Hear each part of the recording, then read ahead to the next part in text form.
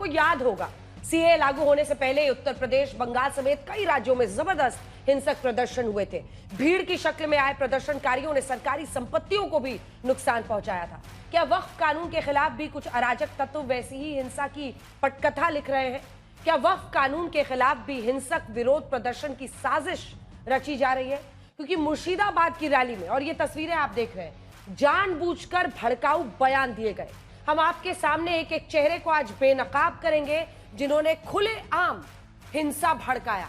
अब खुलासा हो रहा है, समझिए पश्चिम बंगाल क्यों अहम है। क्योंकि ममता बनर्जी का दावा है कि पश्चिम बंगाल में 33% अल्पसंख्यक है। उन्होंने खुद कहा है, यानी बंगाल में हर तीसरा शख्स मुस्लिम है। और अगर पॉलिटिकल पार्टी के नजरिए से देखिए तो हर तीसरा वोटर मुसलमान है। और अगले साल यहां विधानसभा चुनाव होने हैं, जहां ममता बनर्जी जीत का चौका लगाने के लिए बेकरार है। वहीं बीजेपी भी ममता का विजय रथ रोकने के लिए बेताब नजर आ रही है। इससे पहले 2021 के विधानसभा चुनाव में बीजेपी पहली बार 70 से ज्यादा सीटें जीतकर दूसरी सबसे बड़ी पार्टी बनी थी। अब बीजेपी घोषित तौर पर मुख्य विपक्षी दल बन गई है। वाम दल बहुत पीछे हो गए हैं। क्या इसीलिए मुर्शिदाबाद हिंसा के बाद ममता बनर्जी और ममता राज में हिंदू मुसलमान हो रहा है? और क्या ये हिंसा प्रशासन की विफलता है? क्योंकि बीजेपी का आरोप है कि ममता भर्ती घोटाले से ध्यान भटकाने के लिए ऐसा कर रही है। ये रिपोर्ट देखिए।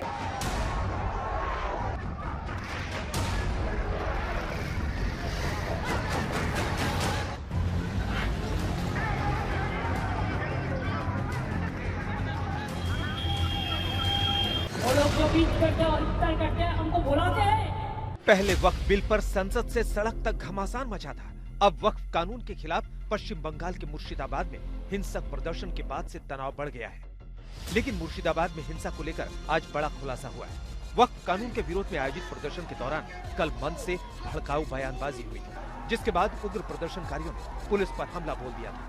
सुना आपने प्रदर्शनकारी कैसे सीधे प्रधानमंत्री को संबोधित करते हुए जहरीले बयान दे रहे हैं। 8 अप्रैल को जंगीपुर के पीडब्ल्यूडी ग्राउंड में जो सभा हुई थी, उसमें भड़काऊ बयान के बाद ही हिंसा भड़कने की बात सामने आ रही है। वक्फ कानून के खिलाफ प्रदर्शनकारियों ने कई जगह आगजनी की, कई गाड़ियों में तोड़फोड़ की और लोगों पर पत्थर बरसाए थे। ऐसी खबरें भी सामने आई हैं कि एक युवक की मौत को लेकर भी अफवाह फैलाई गई थी, जिसके बाद पहले से हिंसक भीड़ ने पुलिस पर धावा बोल दिया था। मुर्शिदाबाद पुलिस ने भड़काऊ बयान देने वालों के खिलाफ जांच शुरू कर दी है। मुअज्जिन एसोसिएशन की ओर से आयोजित इस सभा में एपीटीआर और एसडीपीआई जैसे संगठनों के लोग भी शामिल हैं। यहाँ बांग्लादेश की सरकार को उखाड़ फेंकने की मिसालें दी गई, तो बीजेपी, आरएसएस और प्रधानमंत्री, गृह मंत्री के खिलाफ भड़काऊ बातें कही गई। मुर्शिदाबाद हिंसा मामले में अब तक 20 से ज्यादा लोग गिरफ्तार हो चुके हैं। आज पुलिस ने आरोपियों को कोर्ट में पेश किया। वहीं राज्यपाल ने भी मुर्शिदाबाद हिंसा को लेकर सरकार से रिपोर्ट तलब की है। इस बीच माहौल को देखते हुए मुर्शिदाबाद में इंटरनेट पर पाबंदी, कुछ इलाकों में भीड़ के जमा होने पर भी रोक है। मुर्शिदाबाद हिंसा को लेकर बीजेपी हमलावर है और कह रही कि हिंदुओं को डराने की कोशिश हो रही है। शुभेंदु अधिकारी ने ममता बनर्जी को फर्जी हिंदू करार दे दिया। নিজের ভাষা, আচার আচরণ, কার্যপদ্ধতির মধ্য দিয়ে আপনি নিজেকে প্রমাণ করেছেন আপনি একজন জালি হিন্দু। আমি দুর্গাপূজা কেন? আপনি পিতৃপক্ষে যান কেন? पितृपक्ष हिंदूरा माने ना। लेकिन सीएम ममता बनर्जी ने वक्फ और मुर्शिदाबाद हिंसा का नाम लिए बिना अल्पसंख्यकों का बचाव करते हुए कहा कि जियो और जीने दो। ममता बोली, बंगाल में 33% अल्पसंख्यक हैं, क्या उनको बाहर फेंक दें? आप लोगों ने ये मैसेज दीजिए कि सबको एक साथ में रह के बचना है, जियो और जीने दो। इसके लिए बेसब्र होने का बात नहीं है। ये दिक्कत है कि हमारा इधर में 33% माइनॉरिटीज है, तो हम क्या करेगा? उसको निकाल देगा? कैसे निकाल सकते हैं? उधर बीजेपी कह रही है कि ममता सरकार भर्ती घोटाले से ध्यान हटाने के लिए ऐसे हिंसा करवा रही है। ये जो 26,000 नौकरी का जो करप्शन के जो केसेस है, इससे दृष्टि घुमाने के लिए यहाँ से लोगों की कंसंट्रेशन चली जाए और दूसरी इशू सामने आ जाए, इसलिए ममता बनर्जी की तरफ से ये कोशिश की जा रही है। হোক ভয়ের পরিবেশ তৈরি হোক ইলেকশনের জন্য, নাহলে কেন ব্যবস্থা নেওয়া হচ্ছে না? এটা কি বাংলাদেশ হয়ে গেছে নাকি? मुर्शिदाबाद हिंसा पर यूपी से बिहार तक सियासी पारा चढ़ा दिख रहा है। और देश में भी जहां कहीं विरोध हो रहा है, मुस्लिम तुष्टीकरण की घटिया, घिनौनी देश विरोधी जो राजनीति करने का एक रोग लगा हुआ है, उसके कारण से इस प्रकार से हो रहा है। सबसे पहले हम लोगों ने सुप्रीम कोर्ट में भी अर्जी डाली है। क्यों? क्योंकि हम नहीं चाहते हैं इस देश का जो एक मिजाज है उसके साथ आप छेड़छाड़ करें। वक्फ कानून के खिलाफ मुर्शिदाबाद में 8 अप्रैल को हिंसा हुई तो जम्मू कश्मीर की राजनीति में भी लगातार हंगामा हो रहा है। जम्मू कश्मीर विधानसभा परिसर में आम आदमी पार्टी के विधायक और बीजेपी विधायक के बीच में जोरदार झड़प। दरअसल आप विधायक महराज मलिक ने सोशल मीडिया पर हिंदुओं को लेकर कुछ टिप्पणियां की। आप विधायक मलिक ने बीजेपी और पीडीपी के बीच मिली भगत का आरोप लगाया तो पीडीपी विधायकों से मलिक की खींचतान हुई। इसके बाद बीजेपी विधायकों ने मलिक को घेर लिया और उनके साथ मारपीट के आरोप भी लग रहे हैं। मुफ्ती साहब उसे कौम के साथ गद्दारी की है, तुमने भाजपा के साथ गद्दारी की है। वहीं नेशनल कॉन्फ्रेंस भी वक्फ कानून के खिलाफ सुप्रीम कोर्ट का दरवाजा खटखटाएगी। इससे पहले 15 से ज्यादा याचिकाएं सुप्रीम कोर्ट में दायर हो चुकी हैं। लोकतंत्र में विरोध का अधिकार तो संविधान ने हर नागरिक को दिया है, लेकिन सवाल है कि वक्फ कानून हो या पहले सीए के विरोध में हिंसक प्रदर्शन कहां तक जायज है और क्या सियासतदान अपने नफा नुकसान के लिए जानबूझकर हिंसा की पटकथा लिख रहे हैं। आज तक ब्यूरो। गर्मियों की छुट्टी होने वाली थी, मेरे पापा आने वाले थे तो हम लोग सभी खुश थे, तो मैं बेड पे चढ़ के डांस कर रहा था, लेकिन वो पहले ही आ गए। फ्रीज तो मैं उस समय तो कंटिन्यू नहीं कर सकता था, तो फ्रीज फ्रेम टाइप का हो कसम पैदा कर।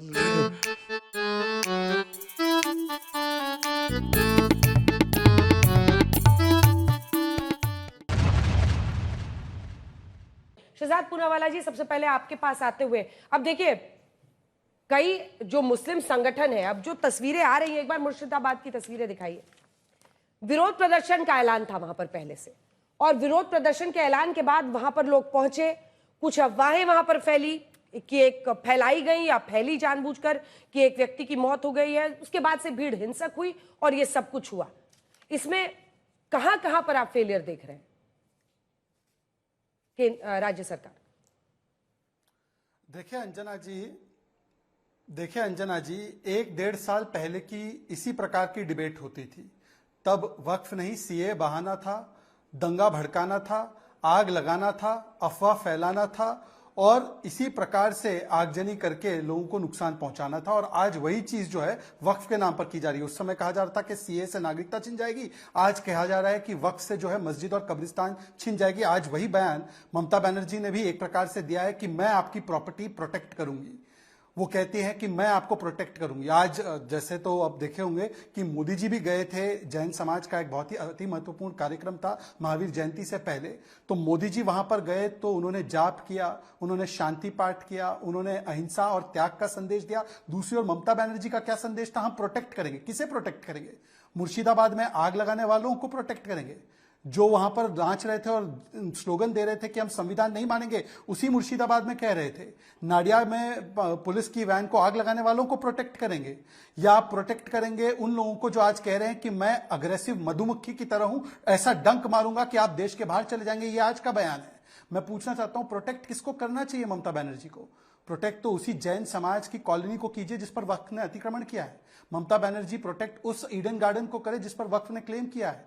राजभवन को करे जिस पर वक्फ दावा ठोकता है। फोर्ट विलियम्स जो आर्मी की प्रॉपर्टी है उस पर भी दावा ठोक दिया है। परंतु ममता बनर्जी हमेशा से इस प्रकार की राजनीति, हिंदू मुस्लिम की राजनीति करती आई है। और इसीलिए आप देखिए, ऐसा कोई पर्व नहीं है जहां पर हिंदुओं पर हमला ना हो, और हिंदुओं पर जो हमला करता है उनको प्रोटेक्ट करने का काम ममता बनर्जी करती है। पिछले साल भी आपको याद होगा कि उन्होंने कहा था इफ्तार के समय, रोजा के समय कोई अग्रेसिवली वायलेंस नहीं करता है, तो रामनवमी की यात्रा निकालने वाले ही जिम्मेदार थे। मैं पूछना चाहता हूं, आज देखिए अब जम्मू कश्मीर में 3 दिन से हिंसा हो रही है। आप देखिए कि किस प्रकार से जाहिद सैफी नाम के मुस्लिम व्यक्ति को पीटा गया है क्योंकि उन्होंने समर्थन जताया। आप देखिए कि किस प्रकार से शाहीन बाग बना देंगे, इस प्रकार के बयान कांग्रेस के नेता हाफिज लोन ने किया है। ये संविधान को बचाने की बात कर रहे हैं, तो संविधान के खिलाफ जाकर इस प्रकार का प्रदर्शन जो किया जा रहा है उसके समर्थन में कैसे हैं? एक भी खंडन का बयान है राहुल गांधी से, ममता बनर्जी से नहीं, उल्टा उसको बचाव किया जा रहा है, उसको बचाया जा रहा है, क्योंकि इनके लिए शरिया संविधान के ऊपर है। इनको उम्मा चाहिए उम्मीद नहीं, इनको दंगा चाहिए डेमोक्रेसी नहीं, इनको वोट बैंक चाहिए सामाजिक न्याय नहीं। एक आंकड़ा बताना चाहता हूं, आपको पता है अंजना जी, जो 8 लाख से अधिक, 9 लाख से अधिक प्रॉपर्टीज है, 37 लाख एकड़ की प्रॉपर्टी है, उसमें इनकम 166 करोड़ मतलब 444 रुपीज पर एकड़ की इनकम है। आमतौर पर अगर आप व्हीट या राइस भी अगर बोते अपनी जमीन पर तो 60-70 हजार प्रति एकड़ आपकी इनकम आ सकती है, रेवेन्यू जनरेट हो सकता है। अर्बन एरिया में तो 5-10 लाख रुपए प्रति एकड़ आएगा। तो यह सामाजिक न्याय का एक कदम है, संविधान की सुरक्षा का एक कदम है, सुशासन का एक कदम है, परंतु आग लगाना है और किस प्रकार से दंगा भड़काना है, इसका आज एक प्रतिबिंब। तौसीफ जी, पहले एक बार ये सुना देते हैं ममता बनर्जी ने क्या कहा। 33% मुस्लिम है। हालांकि एक बार जरा दिखा देते हैं हम लोग ब्रेकअप, क्योंकि सेंसस के हवाले से जो जानकारी है, सोर्स भारत का की जनगणना है 1991 में, हम कुल आबादी बता रहे हैं पश्चिम बंगाल में। अगर आप देखिए तो 1991 में 23.6% मुस्लिम थे, फिर 2001 आते आते 25% हुए, 2011 में 27%, और ममता बनर्जी कह रही है 33% मुस्लिम है पश्चिम बंगाल में, मैं उनका क्या करूं, उनको कहां फेंक दूं। अर्थ क्या है इस बयान का, पहले सुन लीजिए क्या कहा है ममता बनर्जी ने। हमने आपको मुस्लिम और हिंदू दोनों ही दिखा दिया है जो जनगणना में नंबर सामने आए। हालांकि 2025 में ममता दी ये दावा कर रही हैं कि 33% मुस्लिम है। दिखाइए, सुनाइए क्या कहा। आप लोगों ने एक मैसेज दीजिए कि सबको एक साथ में रह के बचना है, जियो और जीने दो। इसके लिए बेसब्र होने का बात नहीं है। हमारा ये दिक्कत है कि हमारा इधर में 33% माइनॉरिटीज है, तो हम क्या करेगा, उसको निकाल देगा? कैसे निकाल सकते हैं? ये तो आज नहीं है, आजादी का टाइम से है। एक तो आजादी के वक्त से नहीं है, पहले जो लगभग 91 में, मैं तो 91 का बता रही हूं, 47 तो बहुत पीछे है, 23% थे। लेकिन ये इस क्या अर्थ है, वो क्या कन्वे करना चाह रही हैं तौसीफ खान साहब? उनको कौन कह रहा है निकाल दीजिए? इस अगर वो कोई हिंसा करेगा तो आपके खिलाफ आपको उनके खिलाफ कार्रवाई करनी होगी। आप मुख्यमंत्री हैं। अंजना जी, आए दिन बीजेपी और बजरंग दल और आरएसएस कहते हैं कि हिंदू खतरे में है, मुसलमानों की आबादी आ जाएगी, मुगल के शासन वापस आ जाएगा। तो ये इनको जवाब देना चाहिए ना बीजेपी को। वो कह रहे कि भाई ममता बनर्जी हिंदू मुस्लिम कर रही है। ममता बनर्जी हिंदू मुस्लिम कैसे कर रही है भाई? सीए का कानून बीजेपी लेके आती है, उसमें सीए का कानून में ये प्रोविजन रखा जाएगा कि मुसलमानों को हम नागरिकता नहीं देंगे, तो फिर मुसलमान हर हिंदू वाला काम तो बीजेपी कर रही है। वो वकफ का अमेंडमेंट लेके आते हैं, बोलते कि वकफ के मुस्लिम इंस्टीट्यूशंस को एडमिनिस्टर करने के लिए हम वहां पे नॉन मुस्लिम्स को लेकर के आएंगे, जबकि हिंदू के संस्थाओं में कोई नॉन हिंदूज का कोई इंटरफेरेंस नहीं है। तो हिंदू मुस्लिम का काम तो बीजेपी कर रही है। तो जब बीजेपी हिंदू मुस्लिम का काम कर रही है तो वो ब्लेम ममता बनर्जी को क्यों डाल रही है? भाई सीधी सी बात है ना, बीजेपी का मैसेजिंग क्या है? बीजेपी का मैसेजिंग क्या है कि भाई वो तो नफरत करते हैं मुसलमानों से। वो तो कहते हैं कि भाई हमें जो है इन मुसलमानों का ना वोट चाहिए, ना हम उनको कैंडिडेट बनाएंगे। आज संसद में एक भी मुसलमान कैंडिडेट, एक भी मुस्लिम एमपी ना राज्यसभा में ना लोकसभा में बीजेपी का नहीं है। बीजेपी जो है औरतों से नफरत करती है। फुल पावर में रहते हुए विमेन रिजर्वेशन बिल क्यों नहीं पास? एक सेकंड, ठीक है। एक बार मैं अभय दुबे के पास जाऊं उससे पहले एक छोटा सा सवाल आपसे और है, क्या आप इस स्थिति में हैं? आ रही हूं सर, आ रही हूं। इमरान भाई आ रही हूं, एक सेकंड, बस एक सेकंड जल्दी से अगर आप बता सके मुझे कि मैडम का सोर्स क्या है, क्योंकि अगर 33% पश्चिम बंगाल में मुस्लिम पॉपुलेशन हो गया है तब तो 65-66% ही हिंदू है वहां पर। ये सोर्स क्या है उनके इस इंफॉर्मेशन का? पहली बात अंजना जी, आपने बोला कि मैडम का सोर्स क्या है, उनके हिसाब से 33% मुसलमान हो गया। आप प्लीज अब वीडियो को फिर से चलाइए। मैडम सीएम ममता बनर्जी ने कहा है कि 33% माइनॉरिटीज है। उन्होंने माइनॉरिटीज का वर्ड यूज किया है पहले, तो ये आप क्लियर कर लीजिए। उन्होंने मुसलमान नहीं बोला। और ये जो है सोर्स तो बीजेपी को देना चाहिए, बीजेपी तो कहती है वक्फ बिल कि के हिंदू कॉन्टेक्स्ट खतरे में है, आपने खुद मुसलमानों बताया का जी। शासन आ जाएगा। जी। बीजेपी कहती है ठीक है, आपने हालांकि खुद ही बीजेपी को बताया कहना कि चाहिए, वक्फ उनका बिल के क्या सोर्स कॉन्टेक्स्ट है, में। हिंदू कैसे खतरे में है? ठीक है, जवाब दीजिए शहजाद जी, जल्दी से एक छोटा सा जवाब दीजिए, उसके देखिए बाद दो समझ जाऊंगी तीन अगला। जवाब दे दूं मैं, छोटे छोटे।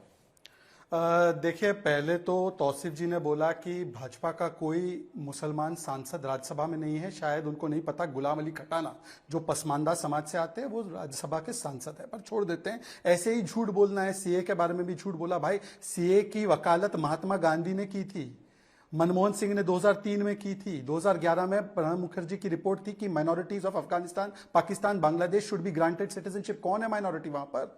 और आपने 2 साल इसको यूपीए की सरकार में लागू भी किया था, तो आपने तो तब मुसलमानों को नहीं दिया। एनीवे वो सवाल नहीं है, सवाल यह है वो कहते हैं कि हिंदू मुस्लिम जो है, सुनिए मैंने आपके बीच में नहीं बोला, अंजना जी मैंने इन्हीं के बीच में नहीं बोला है, प्लीज एक एक करके बात लेते हैं। अभी ममता बनर्जी वो लोग कहते हैं कि हम हिंदू मुस्लिम नहीं करते, तो ममता बनर्जी ने अभी क्या बोला था? हिंदू धर्म गंदा धर्म है, मृत्यु कुंभ बोला था महाकुंभ को। फिर उन्होंने कहा था, इनके नेता है हुमायूं कबीर, कि हिंदुओं को काट के भगीरथ में डाल देंगे।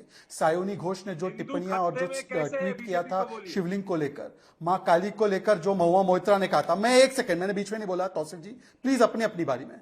तौसीफ जी एक ही बार मैं कहना चाहता हूं, आप एक बार बोल दीजिए जो मृत्यु कुंभ बोला था, एक बार किसी और। अंजना जी आज ऐसी डिबेट क्यों हो रही है? एक एक करके हम बात रख सकते हैं। अंजना जी मैं अपनी बात पूरी कर लूं आपसे कि हिंदू खतरे में कैसे है, जरा आप तो बताइए ना देश को, हिंदू खतरे में कैसे है? ऐसा है कि हिंदू खतरे में है, ये किसने कहा? ये तो खुद ममता बनर्जी ने कहा था। जब लेफ्ट की सरकार होती थी और घुसपैठिए आते थे तो कागजों का ऐसा बंडल लेकर उन्होंने फेंका सोमनाथ चटर्जी पर और कहा कि ये रोहिंग्या आएंगे, बंगाल में बस जाएंगे और यहां के हिंदुओं के लिए खतरा होंगे। ये ममता दीदी का स्टेटमेंट है। अगर मैं झूठ बोल रहा हूं तो विजुअल चलाइए। क्या ममता बनर्जी उस समय झूठ बोल रही थी, या आज ममता बनर्जी को 30%? अब उन्होंने कहा कि माइनॉरिटी की बात कर रहे हैं, तो माइनॉरिटी की बात कर रहे हैं, तो यही माइनॉरिटी केसीबीसी और सीबीसीआई चर्च ने बोला है कि वक्फ हमारी जमीनों का अतिक्रमण कर रहा है। माइनॉरिटी विद इन माइनॉरिटी, आगा खानी समाज कह रहा है हमारी जमीन पर अतिक्रमण कर रहा है वक्फ, पसमानदा समाज कह रहा है, minority with in minority Jain समाज कह रहा है कि हमारी कॉलोनी पर अतिक्रमण कर दिया है वक्फ ने। उनकी तो बात कभी की नहीं, केवल कहा कि मुस्लिम हमारे लिए एक दुधारू गाय की तरह लात भी खानी पड़ती है, पर वोट जरूरी है।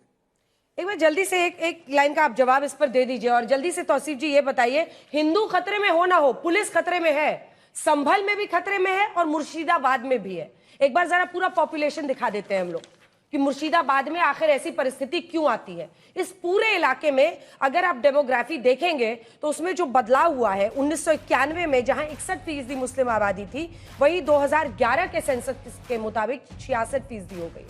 ये सिर्फ मुर्शिदाबाद की हम बात कर रहे हैं। 38, 36 और 33% यहां पर सिर्फ हिंदू हैं।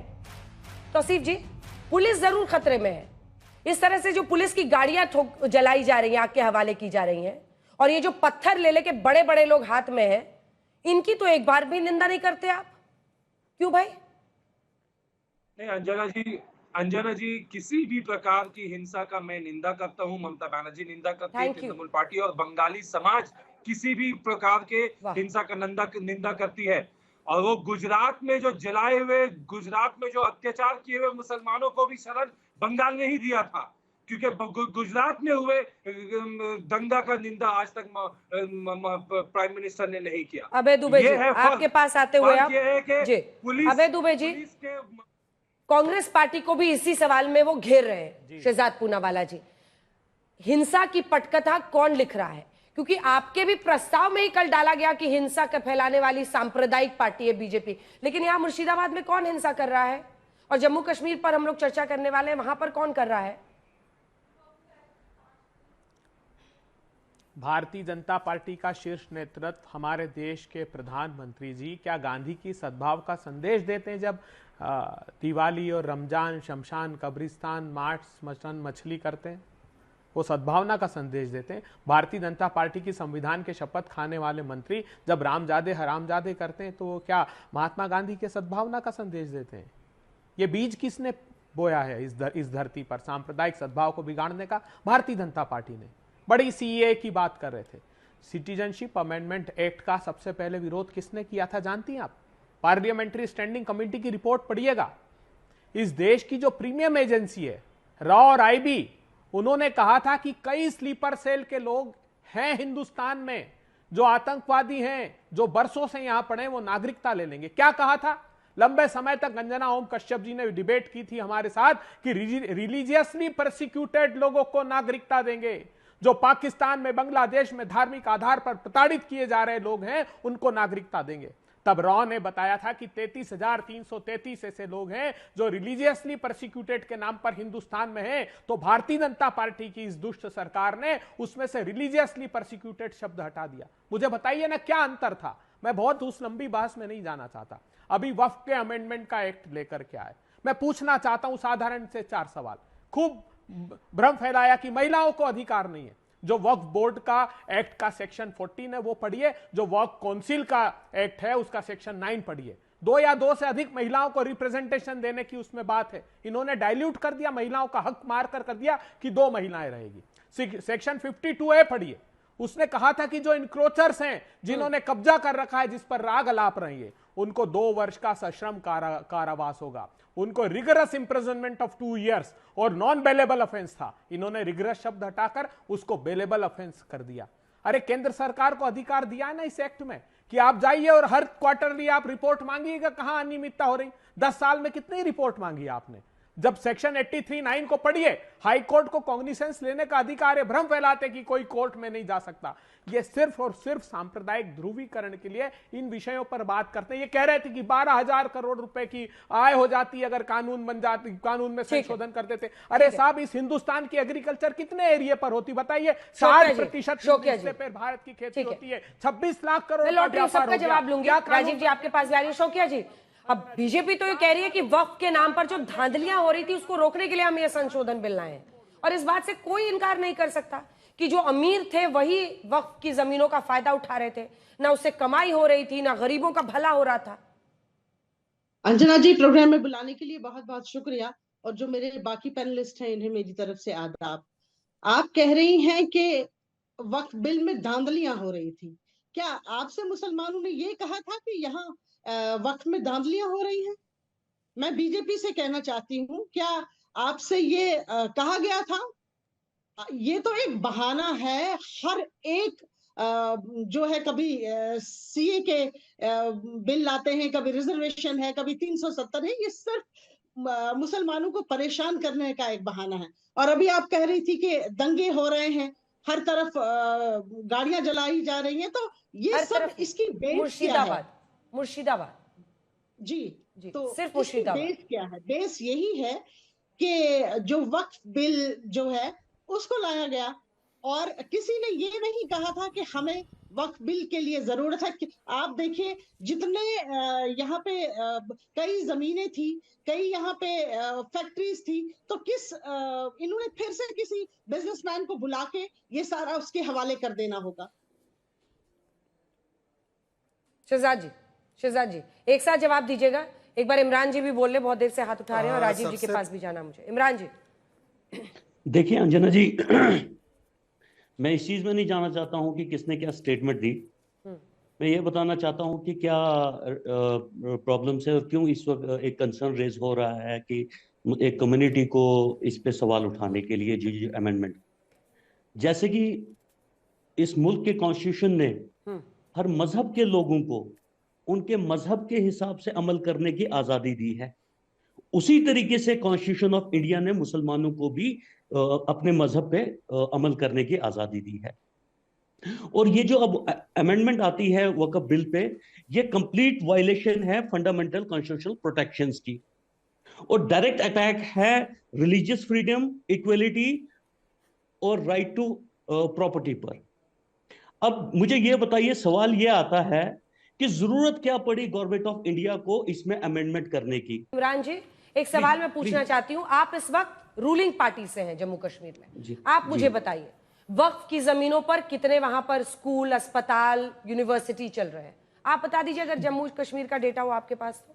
देखिए अंजना जी, सबसे पहले हमें समझने की ये जरूरत है, जो वक्फ एक वर्ड इटसेल्फ ये कहता है कि मैं अपनी विल से अपनी कम्युनिटी के लिए, ये for the upliftment, for the development of my own community के लिए अपनी जमीन डोनेट करता हूं, फॉर मुस्लिम रिलीजन के लिए, जिसकी इजाजत मुझे आईन ने खुद दी है। क्या आप इस चीज से इनकार करते हैं? अब ये मेरी मर्जी है ये कम्युनिटी की मर्जी है, इसको किस हिसाब से यूटिलाइज किया जाए। अगर आप अब इसी बात पे आते हैं कि वहां पे कितनी डेवलपमेंट हुई और इसमें अमेंडमेंट करने की जरूरत थी, तो मुझे कोई ये बता सकता है कि पिछले 10 साल में कौन से इनिशिएटिव लिए गए गवर्नमेंट ऑफ इंडिया की वजह तरफ से जिससे वो फेल हो गए, कि वो पूरा मैनेज नहीं हो पाया।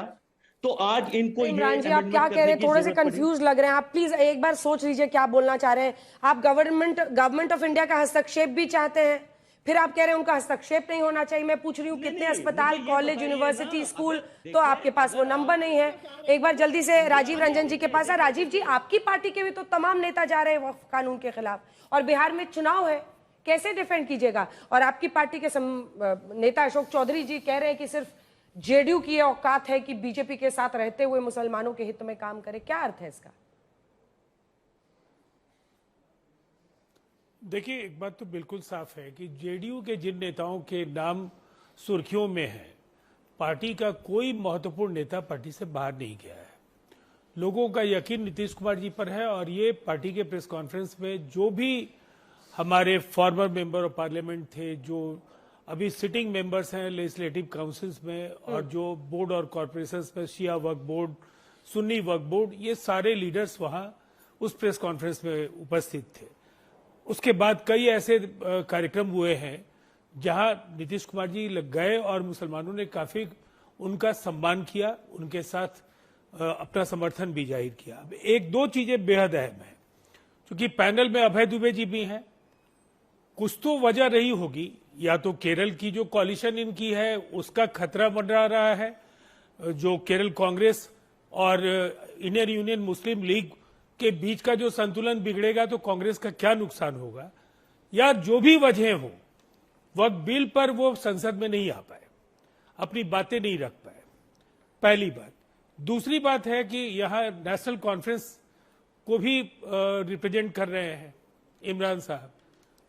नेशनल कॉन्फ्रेंस की तो सरकार है वहां कांग्रेस के साथ, और इसके बावजूद मैं मानता हूं कि स्पीकर का कोई पॉलिटिकल एफिलिएशन नहीं होता, लेकिन स्पीकर होने के पहले तो पॉलिटिकल एफिलिएशन तो रहता है, और आमतौर पर यह माना जाता है कि वो उनकी नुमाइंदगी करते हैं।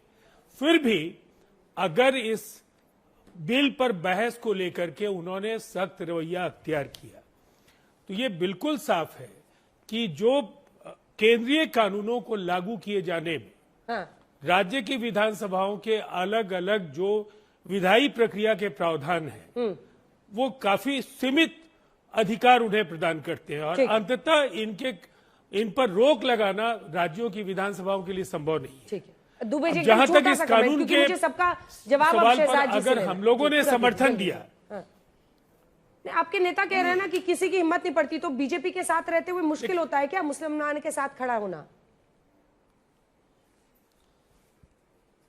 देखिए, सबसे पहली बात है कि हम पहली बार तो बीजेपी के साथ नहीं है। हम 17 वर्षों से 20 वर्षों में 17 वर्ष तो हमारा एनडीए के साथ हमारा साथ रहा है, और इन वर्षों में चाहे कांग्रेस की हुकूमत, अभय दुबे जी की पार्टी की सरकार का ही वो काला अध्याय है भागलपुर दंगा, और राजद तो नहीं है। उस दंगे में हजारों लोगों की मौतें हुई, लोग विस्थापित हुए, जिस तरह से अफरा तफरी का माहौल था, खुलेआम लालू यादव के शासन में गुंडे घूम रहे थे, उन्हें सार्वजनिक समारोहों में सम्मानित किया जा रहा था। ठीक है, नीतीश कुमार जी आए भारतीय जनता पार्टी के साथ शासन में, और वहां उन्होंने जो एक मील का पत्थर वहां रचा, वहां 1984 रॉयट्स के तर्ज पर उनकी जांच हुई, अपराधी जेल की सलाखों के पीछे, और जो भी उस दंगे के शिकार लोग थे उनको आज भी पेंशन मिल रहा है। ठीक है, दुबे जी जल्दी से आपका कमेंट, फिर मैं आ रही हूँ शहजाद जी आपके पास, सबका जवाब आपको देना जी। अंजना जी, मैं पूरे देश और खासकर बिहार के लोगों से पूछना चाहता हूं। देखिए, राजीव जी का आत्मविश्वास आज डगमगाया हुआ है। इनको इनके भरोसे की बात है तो नेता पर ही भरोसा नहीं है। मैं बिहार के दलित समाज के और अल्पसंख्यक समाज के लोगों से पूछता हूं, एक उदाहरण दे दीजिए जब बिल्किस बानो के बलात्कारी भारतीय जनता पार्टी की सरकार ने छोड़े, नीतीश बाबू ने एक शब्द कहा? जब सीए का काला कानून लेकर आए थे तब नीतीश कुमार जी ने एक शब्द कहा, जब वक्फ का कानून लेकर आए नीतीश कुमार जी की पार्टी ने उनका समर्थन कर दिया, जब प्रधानमंत्री जी ने साफ इनकार करा दिया कि मैं जातिगत जनगणना नहीं कराऊंगा, बिहार के सर्वे के दिन उन्होंने कहा ये पाप मत करिए, जब क्या नीतीश कुमार जी ने एक शब्द कहा, नीतीश कुमार जी ने कहा कि 9 शेड्यूल में बिहार के सर्वे को डालिए, क्या केंद्र की सरकार ने डाला? उन्होंने तो उल्टी चिट्ठी लिख दी कि हमारे दायरे में नहीं, तुम्हारे दायरे में। जवाब दीजिए। और एक बार जवाब के साथ साथ टीएमसी को मुस्लिमों का जो समर्थन है वो हम आपको दिखाना चाहते हैं, इस पर ही आपका सवाल मेरा बेस्ड रहेगा। 2006 में जिस टीएमसी को सिर्फ 22% वोट मिलता था, वो 11 में आते आते 35 हुआ, 14 में आते आते 40 हुआ, 16 में आते आते 51, 19 लोकसभा चुनाव में 70, 2021 के विधानसभा में 75, 2024 के लोकसभा में 73%। अब सवाल आता है कि अगर हर तीसरा वोटर ममता दी के ही हिसाब से, क्योंकि वो खुद कह रही हैं कि 33% मुस्लिम है, हर तीसरा वोटर अगर मुस्लिम है तो फिर तो आपके लिए बहुत मुश्किल है।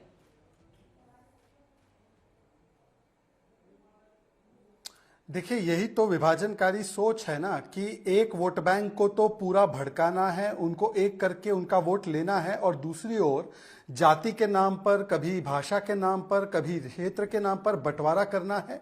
और यही तो उनकी पूरी पॉलिटिक्स रही है कि मुसलमानों को एक करके वोट ले लो उनका, और हिंदू समाज को बांटने के लिए अलग अलग तरीके के तरीके लाओ। अब देखिए, मैं एक एक करके जो बाकी के सवाल है उनका जवाब देना चाहता हूं। अभी यहां पर एनसी के प्रवक्ता ने बोला संवैधानिक अधिकारों पर हमला है। मान्यवर, जो बेसिक स्ट्रक्चर होता है उसमें जुडिशरी के पास जाना ये एक बेसिक राइट होता है। ट्रिब्यूनल तक ही आपका मामला सीमित रहेगा, ट्रिब्यूनल से आप अपील नहीं कर सकते। ये कानून था, ये संवैधानिक अधिकारों पर हमला था या नहीं था? अभी पीडीपी की प्रवक्ता ने कहा कि 370, सीए, 3 तलाक, ये मुसलमानों पर हमला है। इन तीनों मामलों में सुप्रीम कोर्ट का वर्डिक्ट आया है। शाहबानो का फैसला भी सुप्रीम कोर्ट से आया। माना क्या सुप्रीम कोर्ट की बात? जब सुप्रीम कोर्ट मुसलमानों को उनका अधिकार दे, गरीब मुसलमानों को, महिलाओं को, तो पार्लियामेंट जाकर पलटना है। और अगर पार्लियामेंट अगर पसमानदा, गरीब, जो बेवा है, यतीम है, उनको अधिकार दे तो सुप्रीम कोर्ट का दरवाजा खटखटाना है। और सुप्रीम कोर्ट की बात भी चयनात्मक रूप से माननी है। तीसरी बात पे आते हैं। अभी अभय दुबे जी बात कर रहे थे सामाजिक और सांप्रदायिक सौहार्द की। वाह अभय जी, IUML केरला में मुस्लिम लीग के साथ, ISF फुरफुरा शरीफ बंगाल में आपके साथ, और उद्धव सेना को आप भरपेट गालियां देते थे और कहते थे कृष्ण रिपोर्ट बताती है कि मुंबई के दंगों के पीछे उद्धव सेना है। वो उद्धव सेना जिसने ऑफिशियली मांग की कि मुसलमानों का वोटिंग राइट छीन लिया जाए, वो सेकुलरिज्म का पाठ दूसरों को पढ़ा रहे। हाशिमपुरा, भागलपुर, मीरठ, मलियाना, नेल्ली, अहमदाबाद, दिल्ली सिख नरसंहार कब हुआ था? किसके शासनकाल में हुआ था? और आपने बोला 12,000 करोड़ की आएगी, ये हमने नहीं कहा है, ये सच्चर कमेटी रिपोर्ट ने कहा। और आखिरी बात मैं पूछना चाहता हूं, आपके ही एक नेता है केरल से, इडुक्की कांग्रेस के डिस्ट्रिक्ट कमेटी के अध्यक्ष है, उन्होंने कहा कि राहुल गांधी और प्रियंका वाड्रा मुस्लिम तुष्टीकरण में इतने लीन हो चुके हैं कि मुनम्बम में, एर्नाकुलम में, वायनाड में चर्च की जमीन पर अतिक्रमण किया गया है, उस पर एक शब्द कांग्रेस पार्टी नहीं बोल रही है। अब बता दीजिए कि यह चर्च की तरफ से भी फैसला, आपके लिए तो चर्च ज्यादा प्रिय भी होगा, चर्च में आपका विश्वास भी होगा, और खास करके सोनिया जी, राहुल जी, प्रियंका जी चर्च में और भी उनको थोड़ा सा विश्वास, क्योंकि सोनिया जी और जो है वो इटली से भी आती है। तो मुझे बताइए कि क्या चर्च भी क्या संघ के और हिंदुत्व के इशारे पे कर रहा है काम? आपके इडुक्की के नेता भी हमारे इशारे पर काम कर रहे हैं? तो बताइए। और आखिरी बात, एक वीडियो दिखाना चाहता हूं, आज ही की बात है। इनके नेता है श्रीनिवास। वैसे तो राहुल गांधी कहते हैं कि हम फाइट इंडियन स्टेट करेंगे, ये श्रीनिवास कहते हैं कि Mahatma Gandhi east India company से लड़े थे और अब राहुल गांधी वेस्ट इंडिया से लड़ेंगे। सुनिए। ईस्ट इंडिया कंपनी के खिलाफ लड़ाई लड़ा आदरणीय हमारा नेता राहुल गांधी जी ने, वेस्ट इंडिया के खिलाफ लड़ाई लड़ रहा है। अब अभय जी आप बताइए कि आपके एक नेता बोलते हैं कि नॉर्थ को साउथ से अलग हो जाना चाहिए, आपके एक अलायंस पार्टनर बोलते हैं सनातन समाप्त कर देना चाहिए, गौमूत्र राज्य है उत्तर भारत के स्टेट्स, आपके एक नेता बोलते हैं उत्तर प्रदेश और बिहार के लोग जो है वो टॉयलेट क्लीनर्स है, और आपका एक नेता बोलता है वेस्ट इंडिया मतलब महाराष्ट्र, गुजरात, इन राज्यों के साथ जंग छेड़ देनी चाहिए। यह है आपका सामाजिक सौहार्द और देश को एक रखने का फॉर्मूला। ये सरदार पटेल के शब्द है, ये सरदार पटेल की सोच है अभय जी, ये जिन्ना की सोच। अभय जी, देश के लोगों, भारतीय जनता पार्टी आतंकवादी तुष्टीकरण और संपुष्टीकरण की राजनीति करती है। बड़ी दुहाई दे रहे हैं अभी।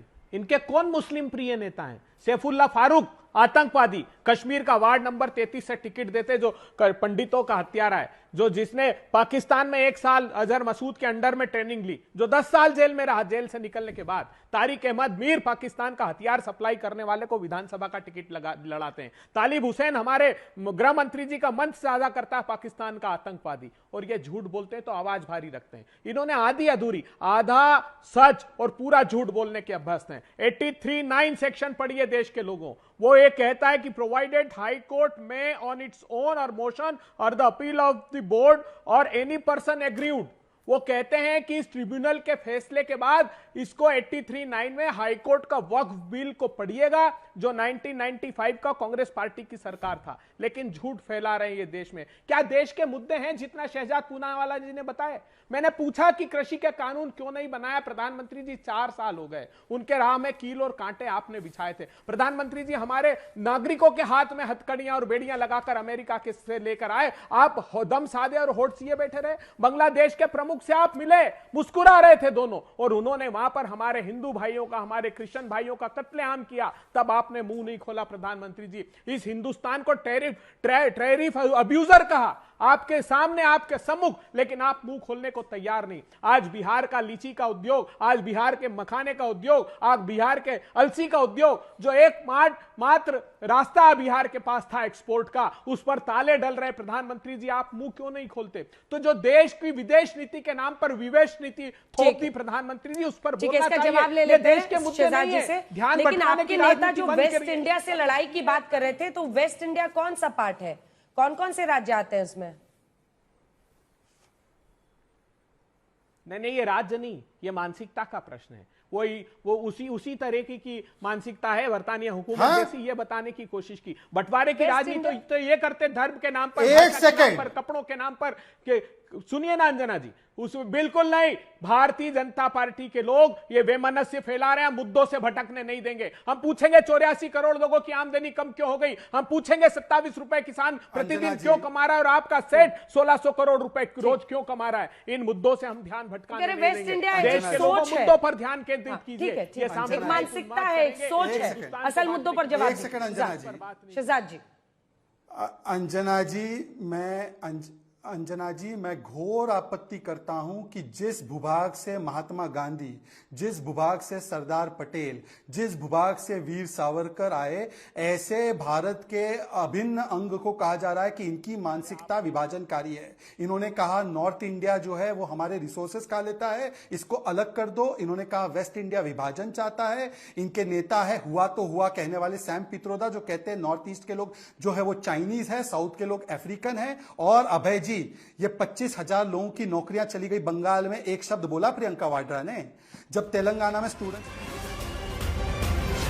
एक सेकंड आपको टोक रही हूं, खबर आ रही है कांग्रेस महाधिवेशन में राहुल गांधी का बयान, और अभी तो गुजरात में अहमदाबाद में आप लोगों का ये पूरा अधिवेशन चल रहा है। जातीय जनगणना, संविधान, संघ, वक्फ, आजादी की लड़ाई, संघ की विचारधारा के खिलाफ ये राहुल गांधी कह रहे हैं संघ ने संविधान को जलाया था। एक रिस्पॉन्स इस पर भी थोड़ा जल्दी से दे दीजिए। किस संविधान में लिखा सारे वीसी संघ के होंगे? पहले सुना देते हैं उन्होंने क्या कहा है, फिर जवाब दीजिएगा शहजाद। आजादी में हम सिर्फ अंग्रेजों से नहीं लड़े थे, हम अंग्रेज और आरएसएस की विचारधारा के खिलाफ लड़े थे। ये सारे जो आरएसएस के लोग हैं, इनकी विचारधारा फ्रीडम स्ट्रगल की विचारधारा नहीं है। आजादी की लड़ाई सिर्फ अंग्रेजों से नहीं, संघ के भी खिलाफ। इस पर शहजाद जी आपका रिएक्शन। देखिए, मैं सिर्फ इतना कहना चाहता हूं, कोई भी जाकर चेक कर ले कि 1942 में जब क्विट इंडिया मूवमेंट चल रहा था तो देवी प्रसाद चौधरी और जगतपति कुमार, इन लोगों ने छाती पर गोली खाई। ये दोनों संघ के कार्यकर्ता थे। परंतु मुझे एक व्यक्ति बता दीजिए जो सोनिया गांधी के परिवार से उस समय पर आजादी की लड़ाई लड़ रहा था। परंतु सोनिया गांधी जो है वो बहुत ही पेट्रियाटिक है, और संघ जिसके सत्याग्रह का स्वागत मोतीलाल नेहरू से लेकर बाकी नेताओं ने किया, उसके ऊपर ये आक्षेप करना। परंतु मैं पूछना चाहता हूं, अभी संविधान की बात की तो पूछिए इनसे कि संविधान को इमरजेंसी में कुचला किसने था? फर्स्ट अमेंडमेंट लाकर फ्री स्पीच को कुचला किसने था? संविधान के जो मूल चित्र है प्रभु श्री राम प्रभु श्री कृष्ण के, उसको निकालने का दुष्कर्म करा किसने था? संविधान के निर्माता बाबा साहब आंबेडकर जी को 2 बार चुनाव में हराकर भीमराव बाबा साहब आंबेडकर को भारत रत्न से वंचित रखने का काम और कहना कि हम संविधान बदलकर मुस्लिम आरक्षण देंगे, किसने किया? अभी डीके शिव कुमार। और वेस्ट इंडिया के साथ हम अब लड़ाई लड़ेंगे क्योंकि वेस्ट इंडिया की विभाजनकारी सोच है। मैं पूछना चाहता हूं अभय जी से, वेस्ट इंडिया मतलब गुजरात और महाराष्ट्र को खासकर अंजना जी, और गुजरात में ही तो अधिवेशन हो रहा है आप लोगों का। अंजना जी, जब बिल्कुल बिल्कुल बिल्कुल तामलुक के जिले में जब मातंगी हाजरा बूढ़ी गांधी 1942 में भारत छोड़ो आंदोलन पर एक के बाद एक 3 गोलियां खा रही थी, वंदे मातरम का उद्घोष था, जब भारतीय जनता पार्टी के राष्ट्रीय स्वयंसेवक संघ के बुनियाद के पत्थर श्यामा प्रसाद मुखर्जी